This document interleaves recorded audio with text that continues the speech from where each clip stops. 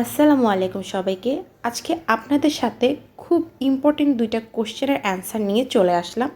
আমার মনে হয় এই ২টা কোয়েশ্চেন কম বেশি সকল ফুড পেজ ওনারাই কিন্তু পেয়ে থাকে। তো প্রথম যে কোয়েশ্চেনটা সেটা হলো, অনেকেই বলে যে আপু ফুড আইটেমের ডেলিভারি চার্জ এত বেশি কেন? ঢাকাতে তো সর্বোচ্চ ৬০ থেকে ৮০ টাকা, আউটসাইড ঢাকাতে ১২০ থেকে ১৫০ টাকার মধ্যে ডেলিভারি চার্জ হয়ে থাকে। বাট ইনসাইড ঢাকা তো অনেক এরিয়াতে কেন ডেলিভারি চার্জ এত বেশি হয়ে থাকে?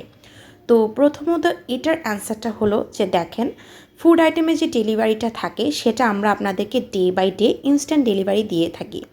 অন্যান্য প্রোডাক্টসের ক্ষেত্রে যেমন আপনার জামা কাপড় জুয়েলারি যে সকল আইটেম থাকে সেগুলো আপনাকে পাঠিয়ে দেওয়া হয় ২ থেকে ৩ দিন পরে আপনি সেটা রিসিভ করে নেন, অথবা অনেক সময় বিভিন্ন কারণে কিন্তু সেটা লেটও হতে পারে, অথবা এটা ডেলিভারি কোম্পানিতে দেওয়ার পরে যদি এটাকে মানে কি বলবো আপনাদেরকে, গাড়ির মধ্যে যে উড়া মেরে ফেলে এভাবে সেভাবে ফেলে, কোনো সমস্যা কিন্তু তেমন হবে না। কিন্তু ফুড আইটেমের ক্ষেত্রে কিন্তু সেটা না। ফুড আইটেমটা আপনাকে ডে বাই ডে মেক করে কিন্তু একদম ফ্রেশভাবে সাথে সাথে ডেলিভারি ম্যানের হাতে পাঠিয়ে দেওয়া হয়। সেটা কিন্তু আপনি ২-৩ দিন পরে পাবেন না, কারণ আপনারাও জানেন ২-৩ দিন পরে যদি পান সে খাবারটা অবশ্যই ভালো থাকবে না, ফ্রেশ থাকবে না।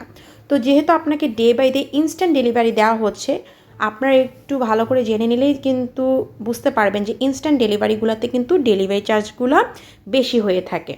দ্বিতীয়ত হলো যে অনেকে বলতে পারে যে আপু যেহেতু ডে বাই ডেই দিচ্ছ তাহলে শুধুমাত্র ঢাকার জন্য কেন ফিক্সড না? আসলে এটা এরিয়া হিসেবে হয়ে থাকে। আমার বাসা থেকে এখন উত্তরা যেতে যতটুকু সময় লাগবে বা যতটুকু পথ আছে, বা আমার বাসা থেকে এখন লালবাগ যেতে যতটুকু ডিস্টেন্স হবে সেই ডিস্টেন্সের উপরেই কিন্তু ইনস্ট্যান্ট ডেলিভারি চার্জটা হয়ে থাকে।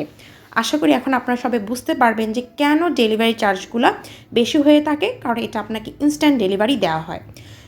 এছাড়াও একজন রাইডার হোক সেটা বাইক দিয়ে বা সাইকেল দিয়ে কিন্তু শুধুমাত্র আপনার পার্সেলটা নিয়েই বের হবে এবং অনেক সাবধানতার সাথে কিন্তু আপনার পার্সেলটা নিয়ে যাবে যেন আপনার খাবারটা না নষ্ট হয়। আই হোপ আপনারা এখন বুঝতে পারবেন। দ্বিতীয়ত হলো আরেকটা কোশ্চেন, অনেকে জিজ্ঞেস করো যে আপু চাইলে কি আউটসাইড ঢাকাতে এই কেকগুলো অর্ডার করা যাবে নাকি?